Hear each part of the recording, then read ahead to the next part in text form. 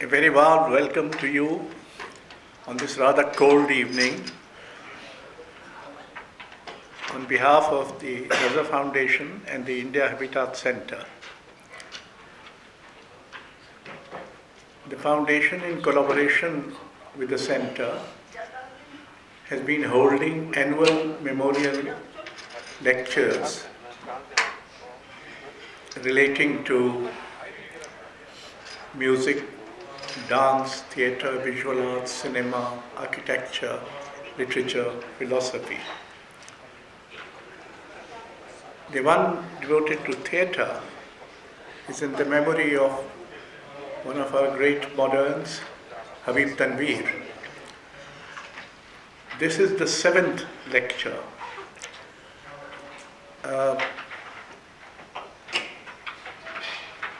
As the curator of the series, I must tell you that increasingly we are finding difficult to have speakers who could engage in public speaking about these disciplines. We are very grateful to Mr. Makarand Sathe for having agreed to deliver this 7th memorial lecture. He is an architect by profession, has been writing plays, novels, articles in theatre history, Marathi for last 4 decades. In Marathi, I think. No, yeah. He has directed many of his own plays, which have been performed at national and international festivals. His work has been translated and published in English, French, Russian, Hindi, Kannada, Bangla, and Urdu. He has received many prestigious awards, including the fellowship of the National Fellowship at the Indian Institute of Advanced Study, Shimla. In English, his novels have been published by Penguin and Popular Percussion, and plays by Seagull Books and Speaking Tiger. He has written 3 volumes, Socio-Political History of Marathi Theatre, which has been published in English by Oxford University Press. His writing expresses wide range of concerns, from the socio-political scenario of today to the philosophical aspects of time and space, from human existence and ethics to the impact of science and technology in the postmodern society and the absurdity in the modern urban life. He has been associated with the Department of Performing Arts, University of Pune, as visiting faculty. He is also on the selection committee of Pune International Film Festival. So, ladies and gentlemen, you are a very distinguished speaker this evening, and thank you very much for making it. Do tell those who are not here what they missed. They couldn't be doing anything better this evening, wasting their time and energy on trivial things. Anyway, pity them a bit. So, Mr. Makarand Sathe, he is having some trouble with his throat, like all of us. So in spite of that, he is going to dare to speak and read, or perhaps speak less, read more.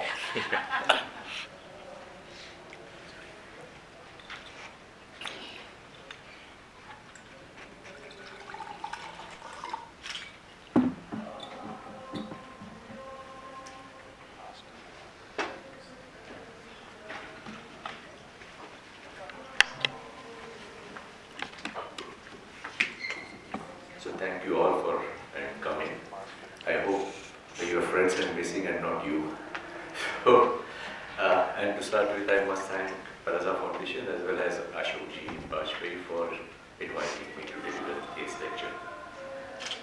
I must say that I am a bit, quite a bit overwhelmed, as the name Habib Tanvir should to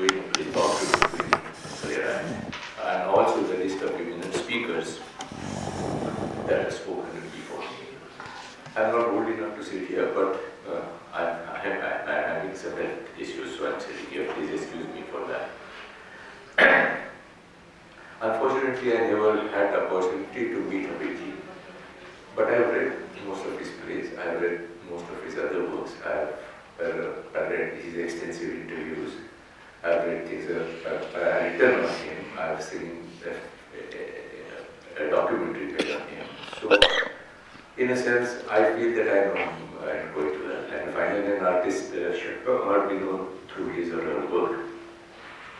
Now, coming to my topic, I'm sure that most of you are not exposed to theatre, to the contemporary Marathi theatre in the general, or to my work. The exchange on national level in the field of theatre, which was from different regions, mainly Hindi, Bangla, Kannada, Marathi, was very significant till 1970s or in 1970s, and it has now ceased to exist. It seems as if no significant theatre is produced after people like Tendulkar, Karnal, Badal Babu, Habib, Mohan Rakesh, etc. stopped working. I do not think that is entirely true, and I do believe that this exchange should restart. Even if we grant for a moment that the quality of theatre all over India has dropped a bit after 1980s, it is never the case that all talent suddenly vanishes into thin air. So there must be some reasons behind the condition that theatre finds itself now. And I am sure that all of us who are concerned about theatre would like to start some discourse on it. I have been making some efforts in this direction with the help of similar-minded people like my senior friend Mr. Shobhit Bandyopadhyay in Bengal and Akshara in Karnataka over the last few months. This lecture is a continuation of the same. So I'll be talking about Marathi theatre from about last 3 decades, from 1985 or 1990. I'll start with the conditions that theatre has been dealing with and trying to make meaning of in this period. And then I will come to some of my plays, trying to deal with them, as well as a few representative examples of the other playwrights. But let me confess that the original title of the speech was Contemporary Marathi Theatre and the Challenges Before It. But Ashokji thought that it was not dramatic enough, so we changed to Haunted, etc. Now that the purpose of the title to attract a few unsuspecting ones amongst you is served, I will go on merrily speaking what I intended to originally. I will indeed be talking about what conditions haunt Marathi theatre. That is not untrue. But I doubt if it would be as dramatic as it sounds. Secondly, I will speak only about experimental theatre, so-called experimental theatre, I should say, not about commercial theatre, as I am not exposed enough to the latter, and not because it is not important. But at the same time, I would also like to make it clear that I do not accept any sharp compartmentalization between the two anyway. So I will be talking mostly about, in a vague way, about experimental theatre. Thirdly, I am sorry to tell you that I will be mostly reading out this lecture. I know it is not entertaining enough to read out a public lecture, but I am really badly hit by virus that I think is viral all over India, especially in Maharashtra. The biological virus, as we said yesterday, some political virus is also going viral in Maharashtra nowadays. And viruses tend to clog your head and you lose all articulation. So it is better to read. Also, I have found out that I talk too much, and I've in fact told my family that don't think that I'm not dead if I'm talking. I may and very well be dead. I was joking, but they haven't taken it seriously, I'm afraid. But so I would like to control my talk to some time limit and articulate it. So please excuse me if I read it out mostly. If you are interested in getting entertained, I would request you to read my novels or to see my plays, where they are more entertaining than this lecture, I assure you. So after this opportunistic free advertisement, I would like to start by pointing out that the conditions in the period that I am going to talk about have an uncanny resemblance with the conditions theatre faced in the period between 1920 and 1960. That is about 70 years back. There are three main conditions that I am talking about. The one, both came after the so-called golden periods. The earlier period came after 1880 to 1920. I will say, and sorry once for this coughing, and please take it as an excuse for your work. So the first period came after the so-called golden period of the 1880s to 1920, where those who know Marathi theatre would know that Gadkari, Khadikar, those kind of playwrights were writing. And the period that I am talking about came after 1965 to 1985, again considered to be a golden period. The second is that both face practical and commercial challenges of huge proportions. The period starting from 1920 faced problems from talkies like Alamara came in 1931. And the period that I am talking about, we all know color TV, hundreds of private channels, OTT, internet, YouTube, easy access to games on internet, etc., and social media. But third, more importantly, and that's what I will be talking about, is the paradigm shift in socio-political as well as existential conditions that happened in these periods. For example, I mean all of you are aware, must be aware of it, but let me list them out, a few of them. Around and after 1920, two world wars happened, Marxist revolution happened, Gandhi and Ambedkar came to India and a new era of politics started with mass participation. The rise of America and Cold War was there, colonial era came to an end all over the world nearly. And formation of two opposing radical organizations, the Communist Party of India, RSS, in 1925. Then the country got freedom accompanied by horrible bloodshed in the partition. Unfortunately, I must point out that there is not a single play. If you read only Marathi plays, no one will know that we became free in 1947. There is not a single play from that period. It's quite funny. I will explain the conditions post 1985, but the changes were equally paradigmatic. Theatre or art faces a difficulty in making meaning of such paradigm shifts and how to depict it, and has to develop the different forms and tactics. One of the best examples being theatre that flourished around 1940s and 50s. But allow me to start with a few words about the golden period, or the so-called golden period between 1965 and 85, whose baggage the theatre of today has to carry, or is one of the issues that it is haunted by. Any art is bound by the socio-political conditions to a certain extent at least, or to a great extent, of a period in which it is produces truism. The period around 1965 was a period when new nation was coming of age. There were many hopes and equal number of disenchantments about what had happened in the first 2 decades after independence. That is why, precisely, it was a period full of new movements, from Marxist to Dalit to feminist, and new energy associated with them. Simultaneously, there was a plethora of new thoughts, ism, and movements that had developed in Europe in the recent past, which were available as prototypes to follow. And for example, the Dalit Panther movement was inspired by Black Panther movement, etc. I will come back to this point later. Society was far more homogeneous than it is today. Many young people in high spirits with the Shabnam bags and jewelers on their shoulders were hopping around, were going for revolutions of different kinds, all kinds. This was a wonderful breeding ground for a new kind of art, literature, painting, cinema, architecture, etc. And theatre was no exception.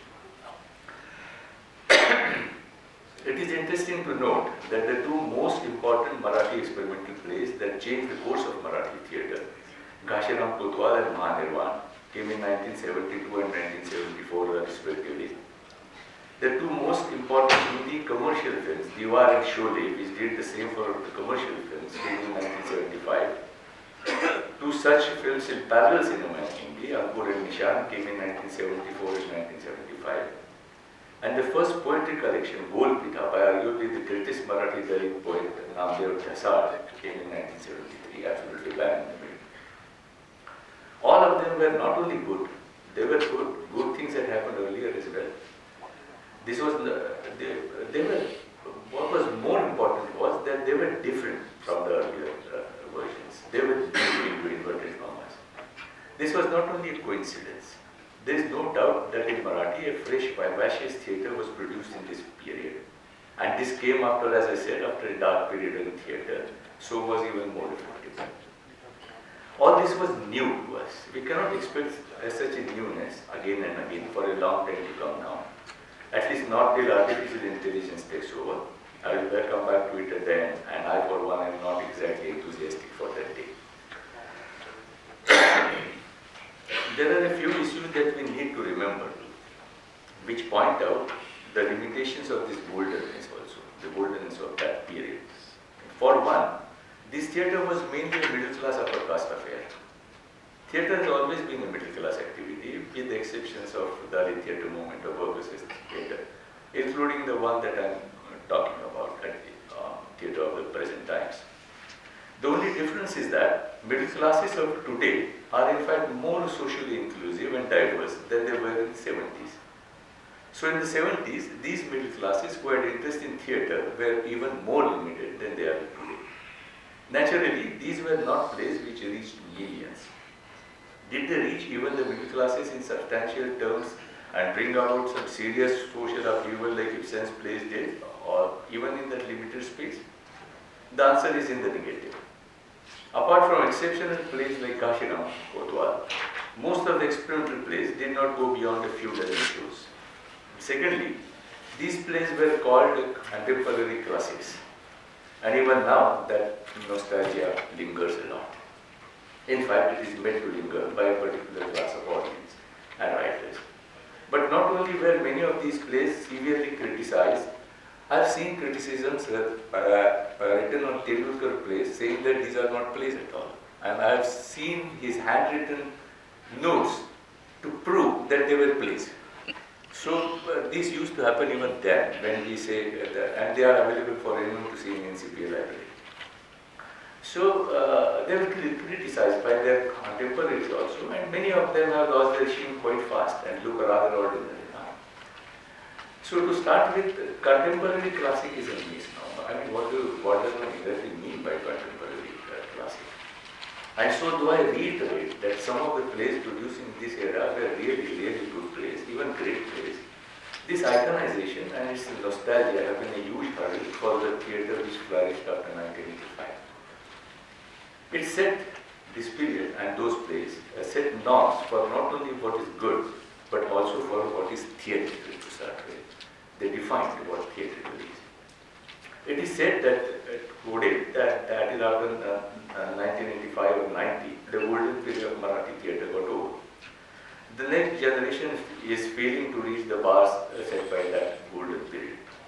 Even if we accept this as true for a moment, and yes, to a certain extent it is true, a point arises which illustrates how writers are bound to the social conditions of their period. Even in this period, the writers from the golden period, those who created golden period, like Punchwara, G.P. Deshpande, they were still writing, and in 1990 were either in their early or late 40s, that is in their prime. On that matter, even Tendulkar, who was much older, was active and actively writing nearly till 2008. So why did these writers produce plays in the latter period which were no match to their older plays, to their own older plays? For that matter, they themselves will accept that many new writers wrote and are writing better plays than they did after 1990. And they do. At least Alikar and Elkunchwar, I know personally, they do accept. And so it brings me to the conditions that emerged after 1985-1990, which I claim was a paradigm shift from the past. I'll list only a few most glaring examples here, starting with some very well-known obvious ones. I mean, please excuse me to state them. I'm sure that all of you know them, but unless I state them, I can't take the jump from there. Like the collapse of Soviet Union, which which in a sense sidelined the left altogether and supported the idea that the end of ideologies and even history was here to stay. Globalization, as we know, and opening up came at the same time. We all know this. What I wish to highlight is that globalization was essentially paired with capitalism, and that too neo-capitalism. And that is more significant than only globalization. Just try to imagine globalization in a socialistic framework, and the importance of the pairing will be evident.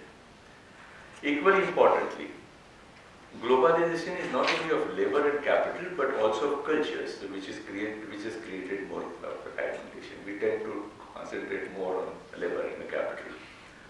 By culture, by stating culture, I am not supporting any clash of civilization or clash of cultures. I am quite for multiculturalism. I have no problems about that. But the kind of, or the level of tolerance that is required in multiculturalism is not there now. This also is talked about to a certain extent. What is not paid enough attention to is what it does to an individual and to theatre. This creates multiple unconnected identities of an individual, a plethora of identities. Did an individual not have multiple identities before globalization? Obviously she did. But the sheer number of such identities has increased so much that it creates qualitative difference now. Even more importantly, more important is the fact that these identities now emerge out of different frameworks. So their validity is also derived from the different and unconnected frameworks and norms, making the situation quite absurd. As the dialogue in the communication depends on the superimposition of identities, I mean, if there are 10 identities of mine and 10 identities of somebody else, at least some identities should overlap. Otherwise, the communication becomes extremely difficult. I will give glaring examples of that.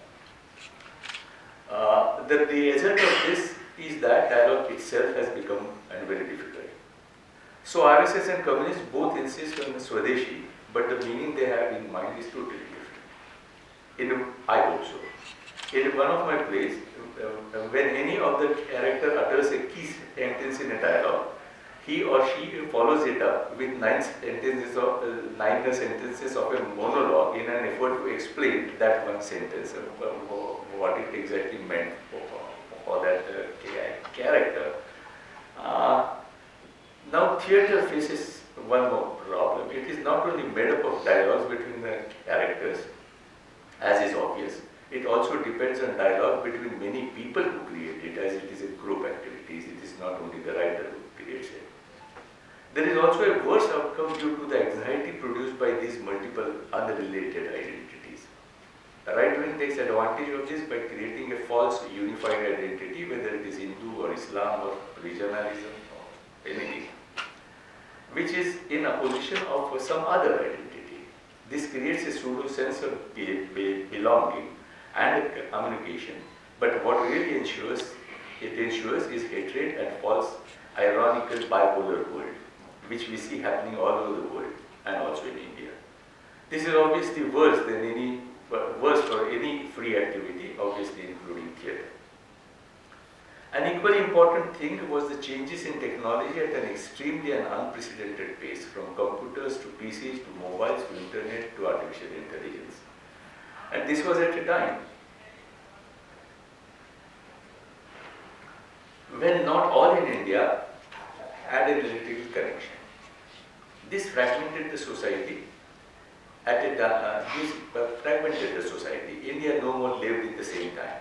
There were many Indias living simultaneously in different times. There is nothing like contemporary India. And that is very important when we are talking about contemporary theatre or art. What exactly do we mean by contemporary art in India? This process continues with increasing pace. Even if it concentrates on the sections of society to which this technological changes reach, the changes this new technology brings about, not only communication but in the process of thinking itself, are immense. And the changes in field of socio-psychology and interpersonal relations just tagged on to them. And we neither notice them nor are we in the control of them. They just happen. Without without us controlling them at all. You go to any restaurant, husband, wife, and a child. The husband and wife are each on their own mobile, and one mobile for the child to see games or whatever, or pornography. I don't know what.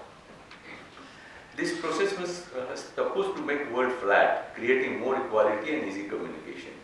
And what in fact has happened is the exact opposite. And the technology has become so unavoidable now that a poor person may not be able to have enough food, 2 meals, but needs a mobile phone to survive, to get an OTP, and whether to get their government schemes or to even to burn after death. This brought about 3 most important changes in the social reality: the fragmentation of an individual and the society.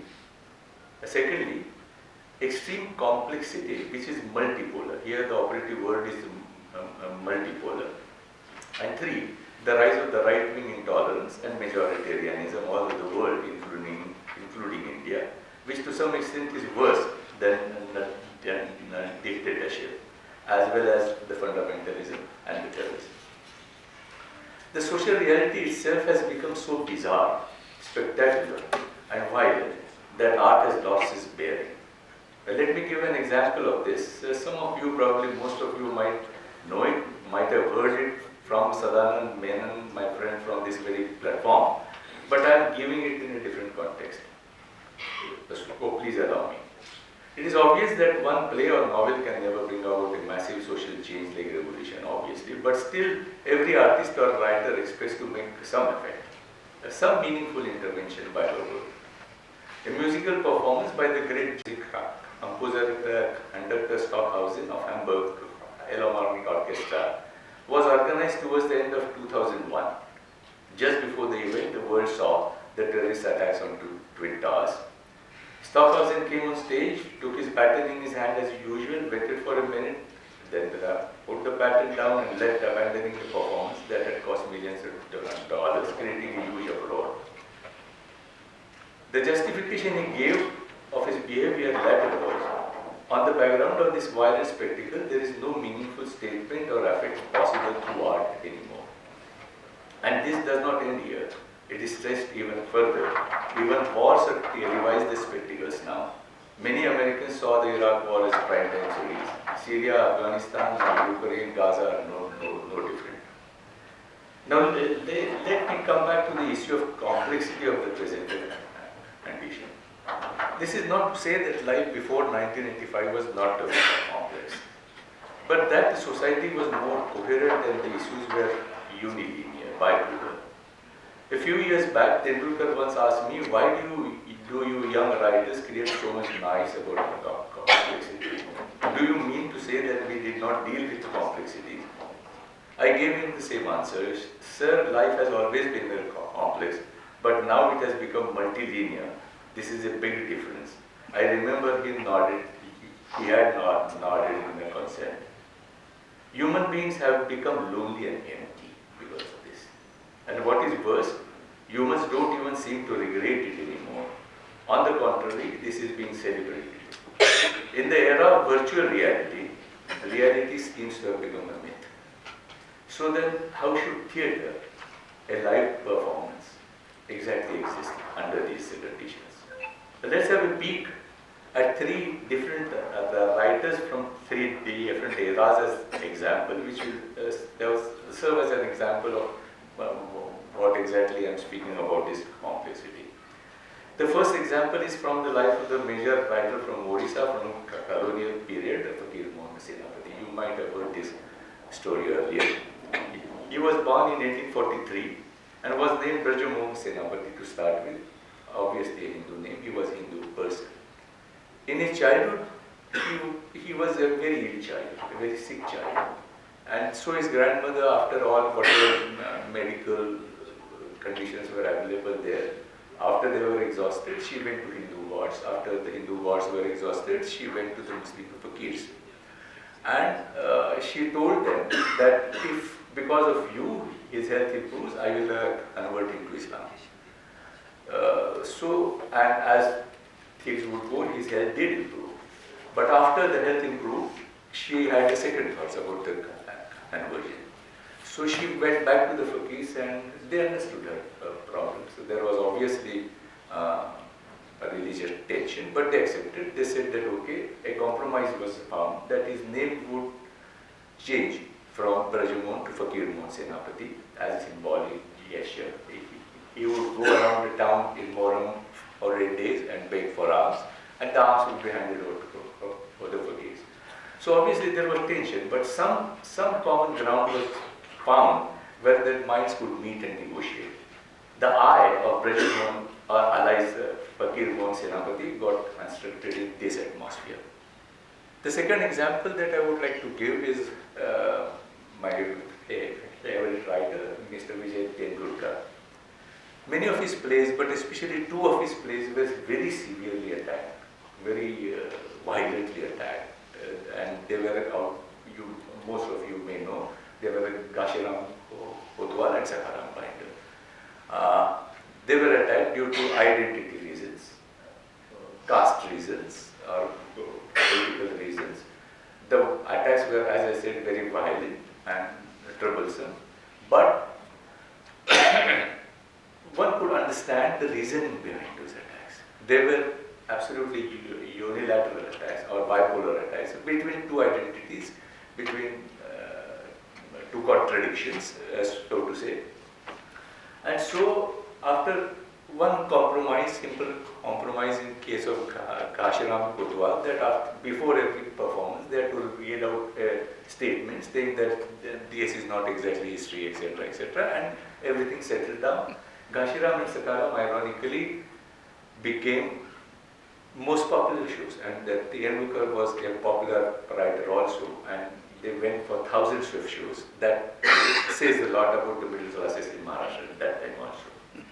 The third example is also of my favorite writer, and so this is how the change happened from 1840 to say 1965 or 1970. The third example is also one of my favorite writers, and he belongs to a generation or two after Tendulkar, and his name is Orhan Pamuk. He is a famous Turkish writer. Turkey, as all of you know, is a very complex country, long history.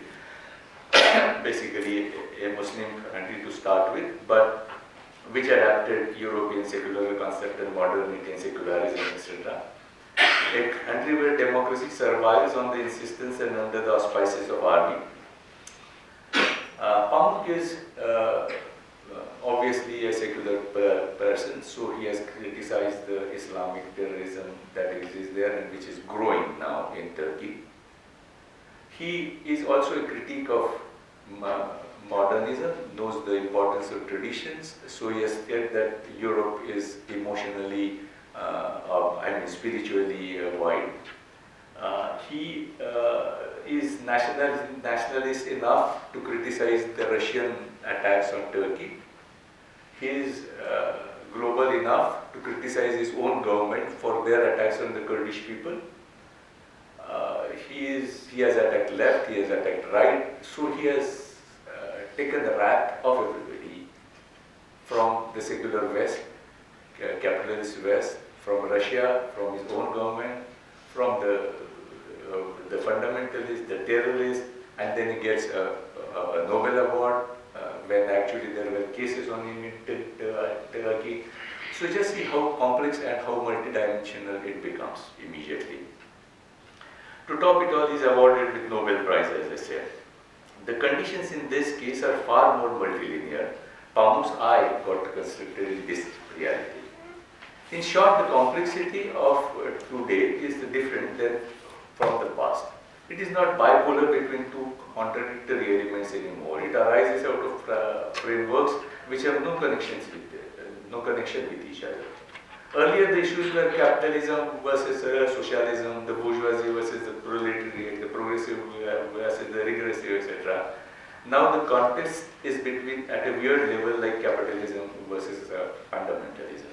I remember an American election, most of you will, where the two issues that were competing against each other were whether abortion laws would be allowed and whether Iraq war is justified. Now, how do you judge between these two? How do you judge between Hindutva and non-availability of jobs? So, this kind of total disjuncture had happened. We have just to look at the kind of politics that my state of Maharashtra has been experiencing for the last 2.5 years and especially in the last 2 weeks to understand this complexity. We have to look at the war of Syria, Ukraine. I mean, who is to blame exactly? To understand this multilinearity. What this absurd situation creates is anxiety in the mind of the common person. This absurdity gives birth to confusion and feeling of cynicism. Then the powers that be can take advantage of this confusion, and especially now, with the captivating influence of faceless social media. Again, technology enters here. They fight the issue even more to suit their ends. The era of what is called post-truth then the essence upon us. This is the grey area for today. This is the zeitgeist, as they say, spirit of the times here today. How does experimental theatre, which is supposed to have fresh visions about truth, supposed to function in an era of post-truth? It is bound to face many more problems than it did in the past. This also produces a kind of ironical situation as far as taking positions is concerned. Famous Kannada writer Mr. Ananta Murthy has given a very good example of this in one of his articles. In short, and I paraphrase this, he says, I have realized that nowadays I take the side of modernity when talking with staunch traditionalists, and I try to stress the importance of traditions when faced with radical modernists.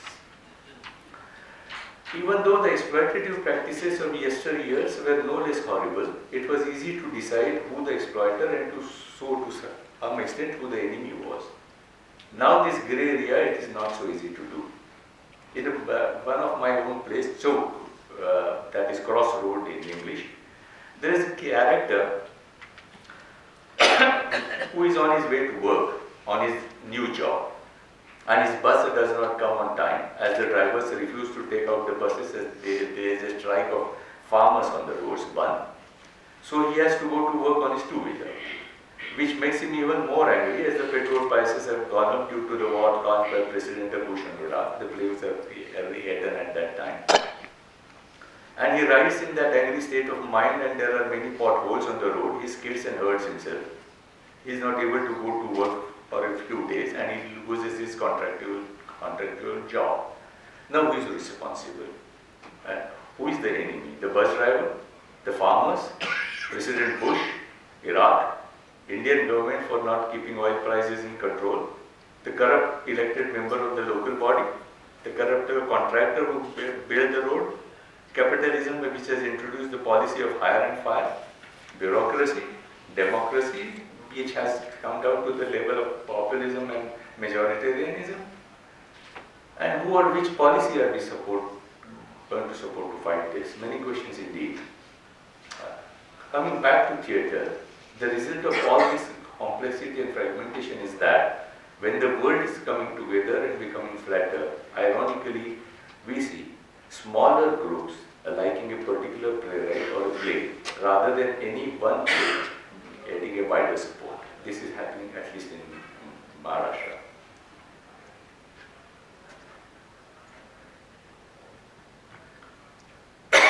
So it is not surprising then that Marathi theatre is not producing the kind of theatre like that in the 70s, when one play like Kashiram Kodwar would appeal to a large number of people. This creates an impression that no significant or important theatre is being produced at all in Marathi. And this is one of the reasons why the trans-regional exchange in India as far as theatre is concerned is eased, or at least reduced considerably, which I mentioned at the beginning. This situation is more complex in theatre than in the literature, I think so. As theatre is a group activity, which then has to be shared by the audience in large number at the same time, here and now. Secondly, till 1990, Marathi theatre and literature always had European prototypes to follow. I don't mean that they're plagiarized, I mean they were prototypes. And for example, Telugu plays were preceded by plays like Cat on Hot in the Roof and Streetcar Named Desire. Absurd theatre came much before Aleka in Europe, and modernist plays like those of Ibsen had come much before El Cochuar. Now the conditions are very different. Playwrights all over the world are facing the socio-political conditions very similar, or the complexities that are very similar, and existential questions which are also very similar all over the world. And the conditions are in continuous flux and at such a fast pace that the prototypes become dated very fast. The result of all this, in my opinion, is that the definition of theatricality into inverted commas needs to change if we are to meet these new conditions. Traditionally, theatre was supposed to be sharply focused with linear progression, with a rising tension arising out of unilinear conflict, etc. Living conditions have dramatically changed, but our idea of what drama constitutes have not. Unless we change our ideas about what is dramatic, theatre will not be able to deal with today's reality. If not, theatre will be unfit to live and will die a natural death. We will have to accept theatre which is not unilinear. There are, of course, many possibilities.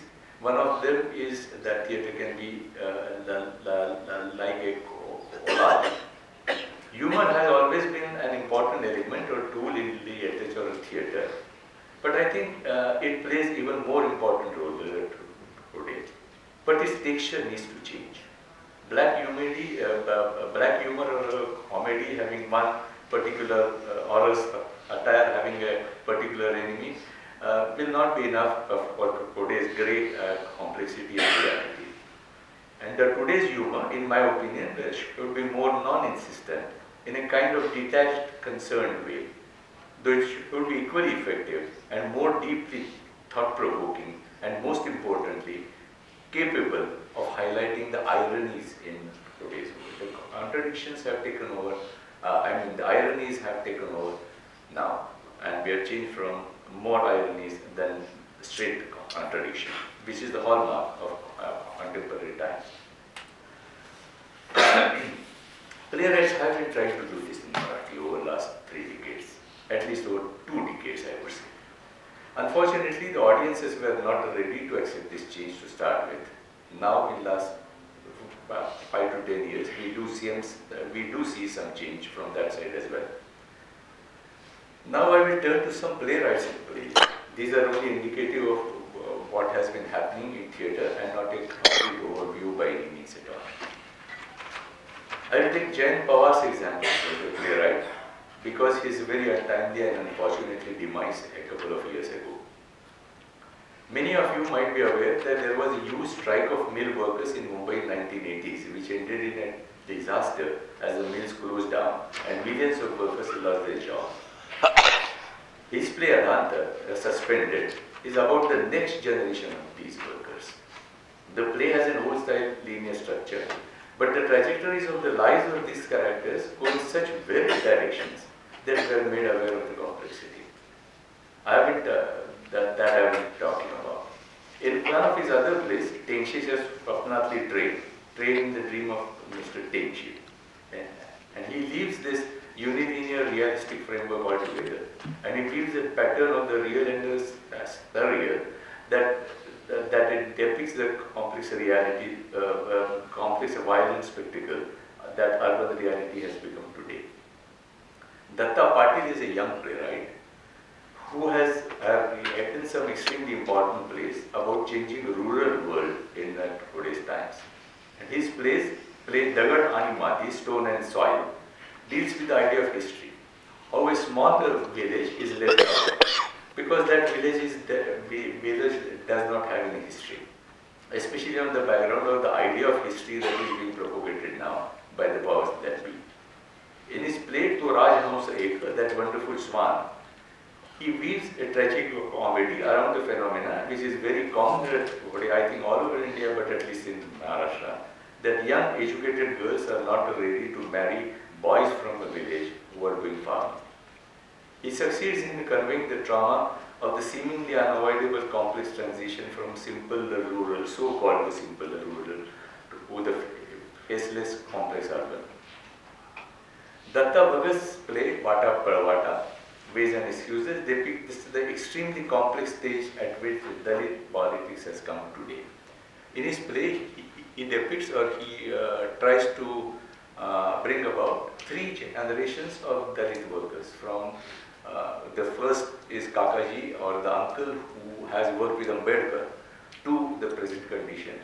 He is not exactly his grandson, but the third generation. And he shows how the fragmentation of Dalit politics has taken place, and how the powers that be are taking advantage of that, and how the younger generation is totally becoming frustrated and violent. I think this is the most mature play belonging to the Dalit theatre movement, which blossomed in Maharashtra in the late 70s. It was a very important moment in Marathi theatre. I must mention one extraordinary play, Shivaji in underground Bhimnagar Mohalla. Shivaji underground in ghetto of Bhimnagar, by a writer Rajkumar Tangde. He is a farmer. We have done a play together also. In this play, he deals with a very sensitive issue, an extremely sensitive issue. Nobody can touch Shivaji even by a round pool in Maharashtra or anywhere today. But he deals with his play, in this play very directly and sensitively about the issue about how some particular communities and particular parties have iconized Shivaji Maharaj to suit their purpose, and how he was far more liberal, and how it has affected today's political scenario. The play has survived the wrath of right-wing groups only because it has been backed by strong Dalit organizations. Otherwise, it would have been already decimated. Dharmakirti Sumant, one of Marathi's playwrights like Datta Patil, the young playwright, but who comes from urban background, in his play, Gere 21 Varshe, depicts the desperation of a young 21-year-old boy today who is frustrated at his parents and teachers all the time talking about Phule Ambedkar, Gandhi, as if they are doing namaja on the present political scenario, on the background of that. Now I will turn to core of my plays in brief. Play titled Te Ode Gele, They Went Ahead, was inspired by a few news items and events that happened in those 2 days. This was written in 2007. And for one, many of you must be aware that on an average 10 farmers have been committing suicide every day over the last 30 odd years in Maharashtra. 3,500 farmers per year for 30 years now. And no government has paid any heed. I always wanted to address this issue through theatre, but I did not want to write just about the experience of a farmer. As for one, I do not have that experience. And two, as it does not become, that cannot go to a deeper metaphor. Or it does not talk about deeper causes behind this. Indeed, it becomes in fact, it becomes a routine tear-jerker, which we have already plenty. One day, when I was thinking about this play, there were 2 news items in newspaper and 1 advertisement, just one below the other. The first news item talked about how the number of billionaires in India has tripled in the last few years. The second news informed me, just below it, about how India is laid down in the international list of Human Development Index from something like 139 to 176. And the advertisement below it had a huge tagline which said, "Ye dil mange more." The same evening, when I was traveling on the road and I stopped at a red light, and all of us in Pune drive 2-wheelers all the time. So there were 2 young boys who came and stood near me, and fortunately they heeded the red light and stood near me. And they were talking amongst each other. I heard one boy telling the other, the person who was sitting in front, कुछ भी हो यार, life में आगे निकलना है बस. तो लाइफ में आगे माने के where exactly निकलना है. So this play was the result of all these events and depicts 2 higher middle class men who have come to an undefined location after death. They're going through, there are different chambers, undefined chambers. After death, they have to pass from one chamber to the other, to the next, to the next. They do not know which chamber is next, which chamber is this, what we are supposed to do here. What happens is that they get stuck in one chamber, and there are many chambers like the chamber they are in, and the people are moving ahead to the next chamber. So they don't know what the next chamber is. They are dead already, so they should not actually be worried at all. But they get extremely anxious about moving to the next chamber, and then they realize that they can move to the next chamber only and only if there is a woman lying there at the back. She is a farmer woman who has committed suicide and who is also dead. They realize that the others are moving only because they have raped her. So they being middle class, good people, they say we cannot rape her. And then the play is all about the transition from their initial reluctance to do that to how they end up in ultimately arriving at the decision of raping her and moving ahead. So there are four points in the play.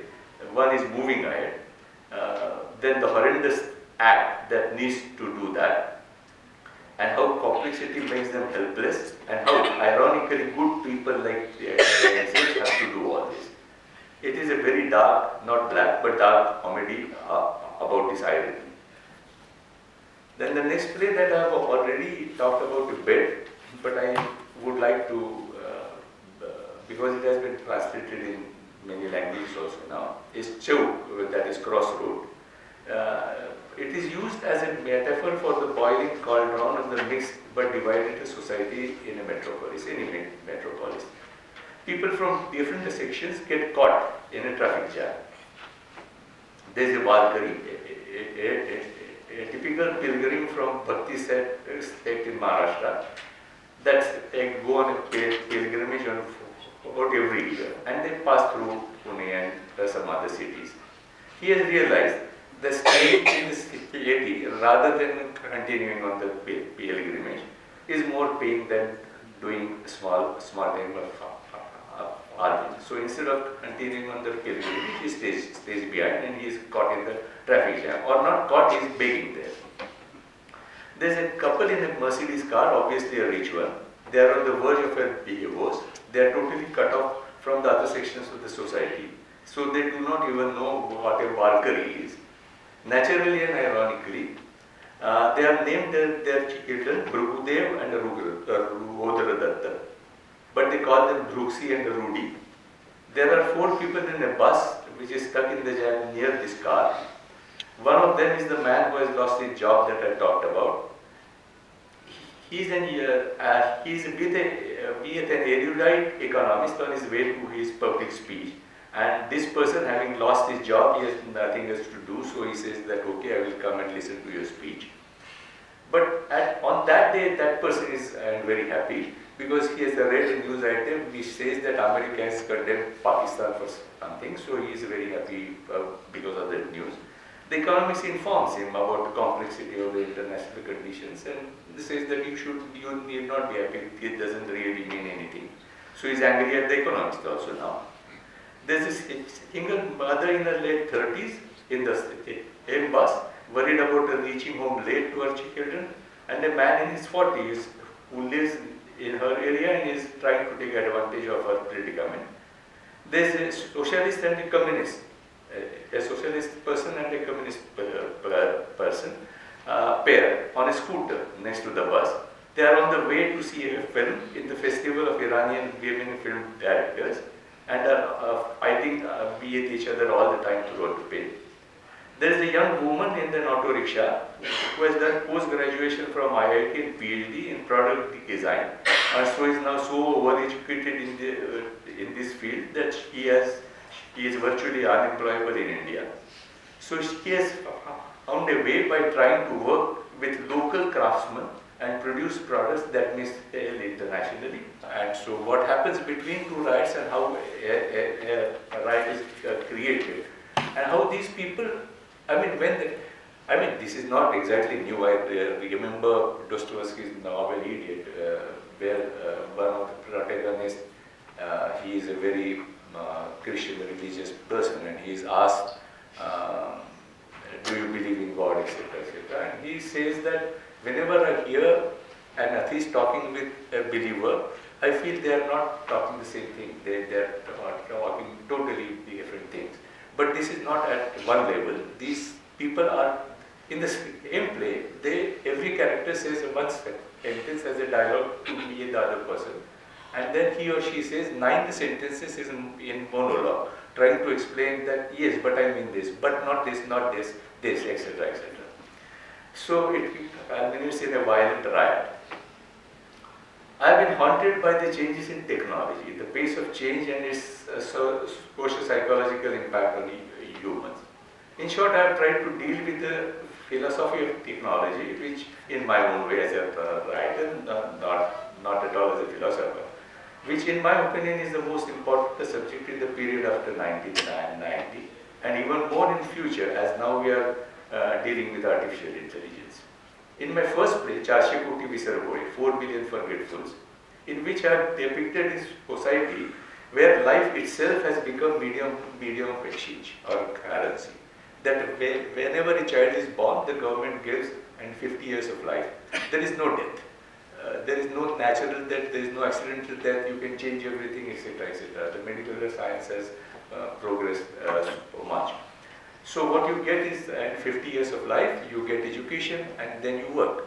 So you get a salary in terms of time. You get 2 hours salary or 2 weeks salary of life or 3 months salary. So you have to save 1 day every day to go on living forever.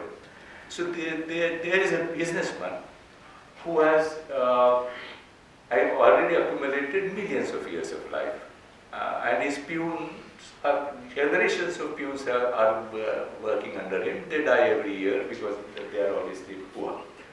But he is not satisfied with that. What he tries to do in the play is to manipulate this central computer,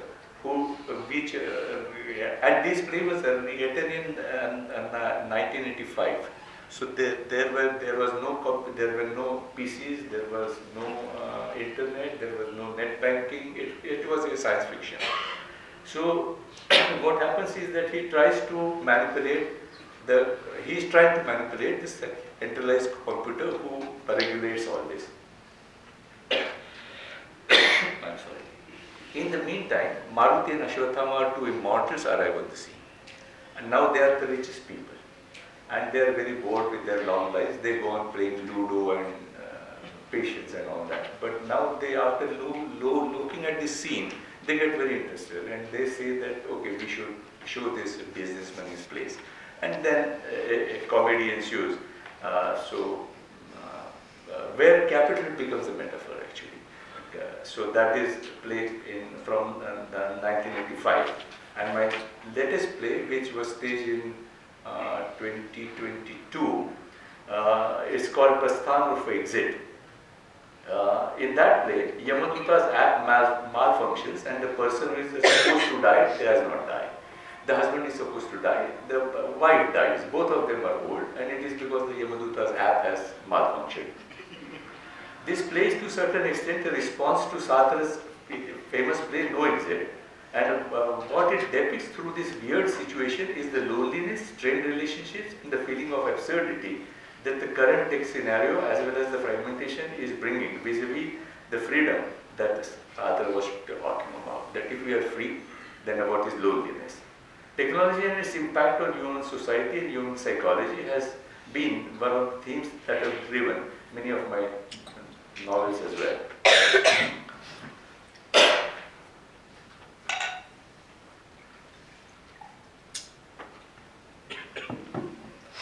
But all these writers that I have mentioned have to face an additional problem which I cannot avoid talking about. The most important aspect which afflicts theatre today is fear with a capital F. Maharashtra is one of those few states where the Censorship Act of 1876, Theatre Performance Act, from a colonial era is still operative. As if that is not enough, We have to take police permission for every performance. And in colonial era, as well as in the first few years after independence, there was at least no extra-constitutional censorship by senas and dals and groups and organizations. A very interesting fact, P.L. Deshpande, all of you must have heard his name, Pula Deshpande, had written a play for a socialist group, and the name of the play was Udhari Paije, We Need a Leader. And this was in 1950. And the leftist playwright, Makarand Sathe, he had not agreed with P.L. Deshpande's ideas, but he had not go and beat up Pula Deshpande or vandalize the performance. He wrote a play titled Udhari Paije, We Have a Leader, and obviously the leader was a communist leader, challenging P.L.'s place. For last 60 years or so, this extra constitutional censorship has been growing, and over the last dozen or so years, it has increased exponentially. I don't need to explain this actually. This hurts theatre of every kind, but it is even more harmful, I would like to stress this, for experimental theatre. Because experimental theatre by definition is a theatre which has a new vision. It is full of new ideas, which obviously go against the old ones, the established ones, and so the establishment itself. Experimental theatre by definition is anti-establishment. So nowadays, either the play gets cuts in official census, many of my plays have worked. I mean, there are cuts, 50 cuts, 60 cuts, so it's impossible to perform. If not official ones, then by the police in the name of law and order.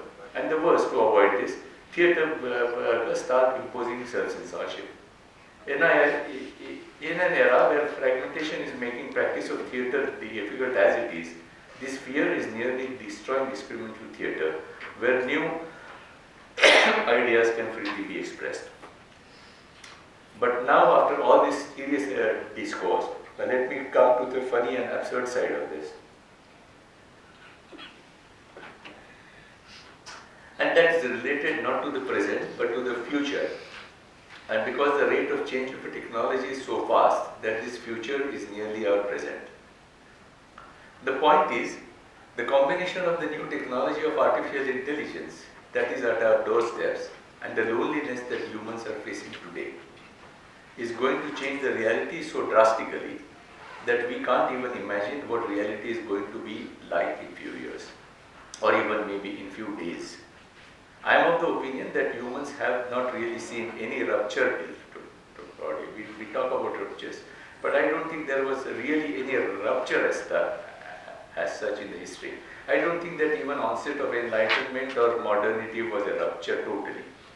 The change, however drastic it may seem, was brought about over a substantially large period. Now it is going to happen so fast that even a 10-year-old child is going to find it difficult to adjust and so feel obsolete. I mean, now 20-year-old children go to 15-year-old children and take tips from them. In my last play, the protagonist, who is 85 years old, says that in my childhood, we were educated by the elders. Now we are being educated by the young ones. All Yamaduta asks him to download an app to sort out the problem. And he says that I'm not going to do that. I'm not going to learn anything more in my life. All my life I've been learning and doing nothing else. So this is, a 10-year-old is going to feel obsolete very fast. This is the first rupture I think that human history is going to witness. The definitions of not only theatre and art are going to change, that I was talking about, but definitions of what is human and of art as a society are going to change drastically. Some writers are writing dystopian tales about it, but I think it is a futile task. Because this change is going to be so drastic that even the definition of dystopia will have to change. And so the question whether the change will be for the good or the bad will have lost meaning. Funny, I would say. So that is the point. So what was the point of me talking for last nearly hour or so? So seriously, none. Human life is and was absurd. But I want meaning to my life, and so I try to give it. Even when I can virtually smell the rupture that is just around the corner. So allow me to hope that theatre will survive in some form. The only way maybe to look at it is with smile and humor, as most of my right, unlike this talk tries to do. Coming back to the present state, which is going to last maybe for a few more hours, this is how I see Marathi theatre today. It is evident that it is confused and struggling on some levels. However, that does not mean that it is totally bereft of importance. Youth is getting attracted to theatre in Marathi again. Audiences have started to appreciate the experiments required to meet the changed conditions to a certain extent. These plays are trying to deal with the complex reality of the day, which is very difficult indeed. Albeit the number of such plays is limited. But on the other hand, the number of excellent plays in any era is always limited. How many really good plays were staged in one decade, even in the golden period of the 70s? 8, 10. If you take Europe, how many good active playwrights are there today in countries like UK, France or Germany? 8, 10. I doubt if the number is that large. The forest looks more dense than it actually is, seen from a distance.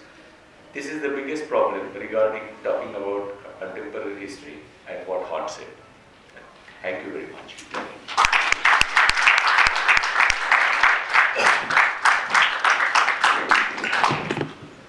Thanks a lot. We have some, maybe 4 or 5 minutes for some comment or a question. It's already late. We are running. Is there anyone who would like to say something?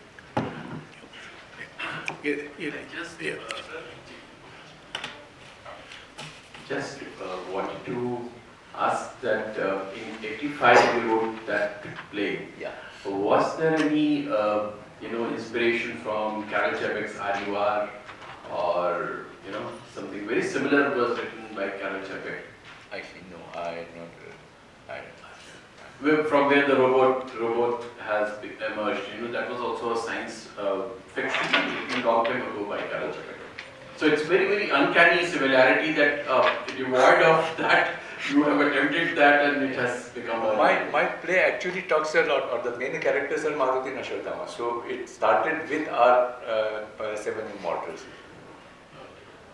And one last bit, that the way Kashiram Kotwal has become iconic, so before it came in Hindi, it was like well accepted in Marathi, which does not happen to a lot of other language plays, especially Hindi when we say that, because Hindi establishes itself, but it's spoken in large section of India, so it gets large coverage though.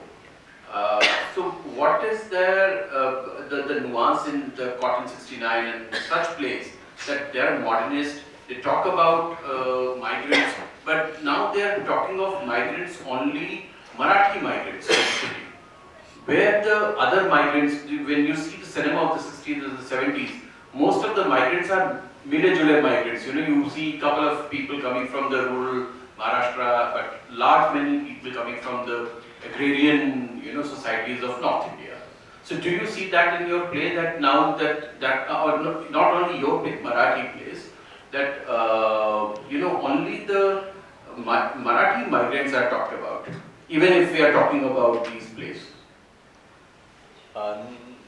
Not exactly. I mean, I was going on and on, so I stopped. But in that play, Chow, Crossroad, there is another character, and he is a Bihari student, and there is a police also, and a police constable, and all the people are extremely angry at the police constable because he is not able to sort out the traffic jam, and he is trying to call the police headquarters on his walkie-talkie, and he is not able to reach, and he says that the police department is absolutely rotten, the police officer himself. What happens is that he is so angry that he takes hold of that Bihari student and he says that, okay, what is in your backpack? He is carrying a backpack. And the student very nonchalantly says that there is no bomb in there. The moment he says says that, the police officer starts beating him mercilessly. And within a fraction of a second, the boy takes out a chaku from his handbag and says, "Do you know who I am? I am the son of an MLA from Bihar, and a phone call would kick you out of your job." And that's what he does at the end of the day. So there are migrants that are talked about in few of the places. Yes. How do you see the success of other language phrase vis-a-vis Marathi phrase? In Maharashtra or All over India, how do you see? actually that's what I was talking about, that this exchange is stopped. We very, I really don't know about what is happening in Bengal or Karnataka. That's why I go to Ninasam or to Calcutta and to try and stage my plays there. I mean, we go only for theatre festivals. And nowadays theatre festivals are becoming spectacles. No theatre of ideas go there. I mean, they are very spectacular, only spectacular plays go there, in my opinion. Obviously because of the language barrier. But otherwise, what is really happening in Bengal is not reaching Maharashtra. What is happening in Maharashtra is not reaching Bengal. Though my plays have been translated in English, published in Bangla, in Hindi and all that, but they are not really reaching in my sense. So same thing in Canada. So I go to Ninasam and we try to do something where a few Marathi plays would go there and there would be some interaction. So I really don't know what is happening but from whatever I have heard, there is a dearth of playwrights in both Bengal and Kolkata. In that sense, I may be wrong, but I think Marathi is still producing some very young and good playwrights, good groups, good performance spaces. But it is getting more and more restricted to the metropolis of Pune, not even Bombay now. Because in Mumbai, people come home at 10 o'clock at night and just hit home watching OTT. There is no energy left to go out. So, all the theatre groups that were there in smaller centers, very vivacious, very interesting plays were being produced. They are not happening now. And as of today, you feel Hindi and Marathi house is doing better? As I said, I am not exposed really. Ashokji, Yes. I just wanted to ask you, you mentioned about censorship. What is the kind of current censorship you are personally facing in Maharashtra, and especially is it majoritarian censorship? It is. It is majoritarian censorship. I mean, censorship was always there. Even in earlier times, a few of my plays were banned in Congress time, to speak straight. Because, see, how do you do political theatre without naming a person? I mean, they would remove name of Indira Gandhi, name of Rajiv Gandhi. I cannot even take the name of some people now. So, that censorship has become more and more strident, very powerful, and more than that, the extra constitutional censorship. Even now, a few friends may be there. I mean, then what we do is that there is a loophole in that you can take temporary certificate for 5 shows. Then you have some friend on the censor board, you get a permission, you go to the police and stage those plays in, say, Pune University campus. Now, just 9 months back, the students of the Pune University were attacked so badly on the campus, and the police came and arrested the students, not those who were attacked. The cases are going on the head of the department, on the students, and these were plays produced for examination purpose, not as regular plays or performances. These were examination performances where 4 or 5 examiners were there, and some other students had come to see. But they had come with an intent to vandalize the play. And the case still goes on. The cases are only on the students and the department, and now they are inquiring about who teaches there, and I'm one of the teachers. So now they are asking for our identities and our place, and it is really bad. Hello, sir. Yes? In a play which you mentioned, कि आगे जाना है वाला, Yeah.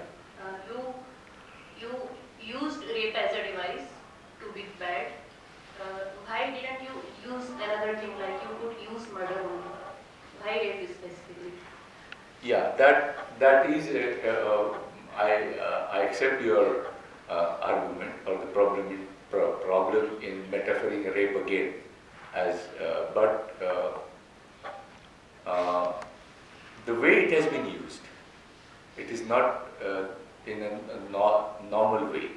I would only defend it by saying that many women came to me and told me after the play that the way you have depicted or used that as a metaphor, for the first time I felt what a rapist feels,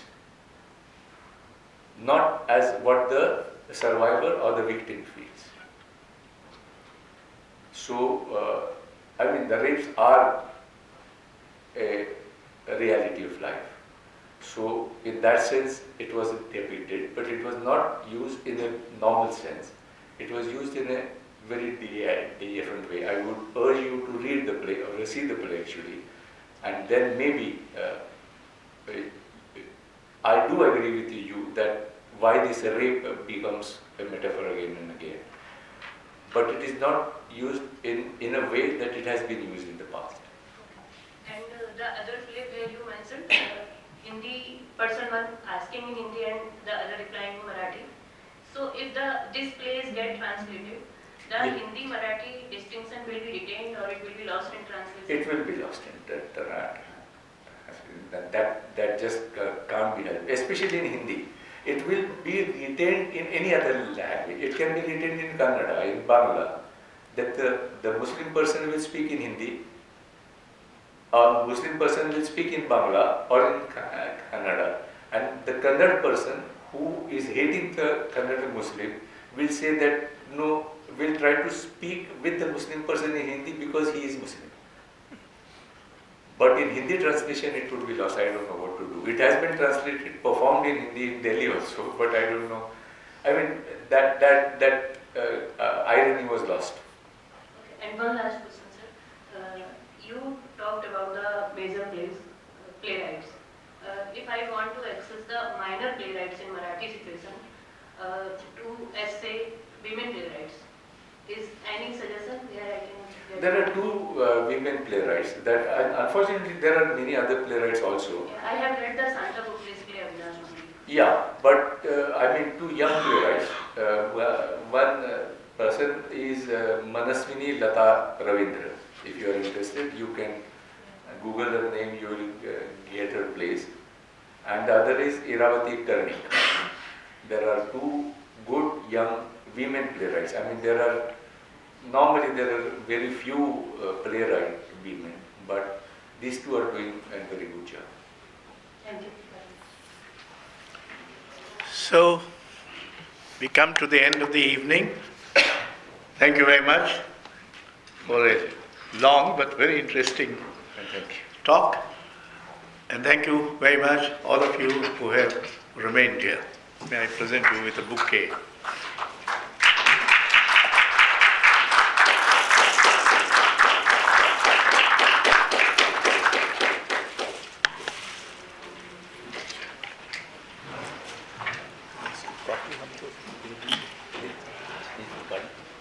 Copy of the lecture. Yeah, I will send you the email.